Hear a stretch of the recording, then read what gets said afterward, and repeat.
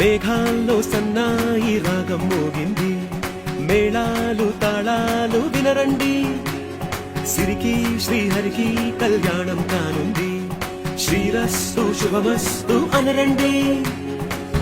అచ్చతలు గంటో పెళ్లికి అర్థం చెప్పారంటూ, మెచ్చదగు ముచ్చట ఇది అని సాక్ష్యం చెబుతామంటూ, జనులంతా జై కొట్టేలా జరిపిస్తామండి.